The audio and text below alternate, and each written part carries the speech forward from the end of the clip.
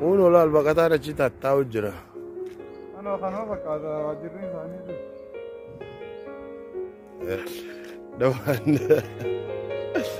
Uno kun Abdul Bari jedhee UN itti galmaa'uudhaaf baqataadha.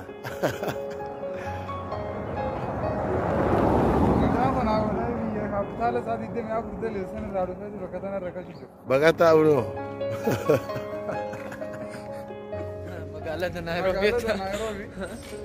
Maxi dilsa kai. Magaalada Nairobi isini jisi. Jechuun nama magaalaa Nairobi keessa maksiimaliin kan fedhateemu.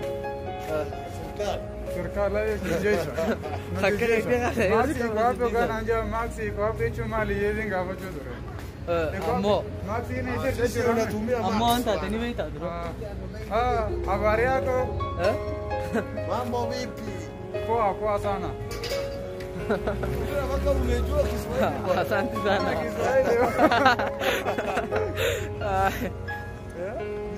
Ala kumala tani agartan kana magaalaa Nairobi tiyaata jaamtu keessa yaa'aa jirra. Deebi'ee laal.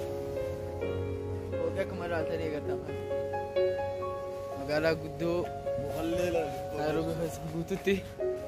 Muka bareedina. Yoo yarda beera biiloolirra kaa'eedha. Tu bareedame? Akka ajaa'ibaa. Bakka ati tolfatin hundi tolfatee. Akka dansa bareedaa beekaa. Akka dansa bareedaa beekaa. Magaalaan kun akka bakka misa. Kanuma barre.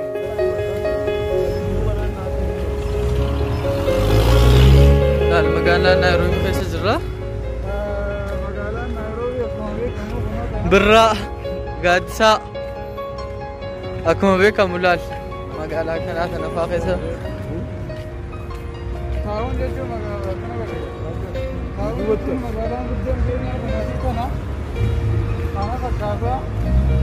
Kanumaaf jecha mana Itoophiyaa gaddiisnee dhufnee abbaa warri magaalaa Finfinneetiin garaagarummaa kan qabdu. Kanumaa Finfinnee keenya irra bareedaa biyyuma ofiitiin safiiti warri Itoophiyaa jirtan Finfinnee kajabeeffatanii Finfinneedhaaf. Larga akan itu lu genuara jirus begitu dia di sini. Lah itu walitin lu. Tumbinya di takar aja bro. Bro lagi foto nasi mah. Bro ya melal. Opa itu kan cerita jira sama lepo kan nanti lu kan. Magala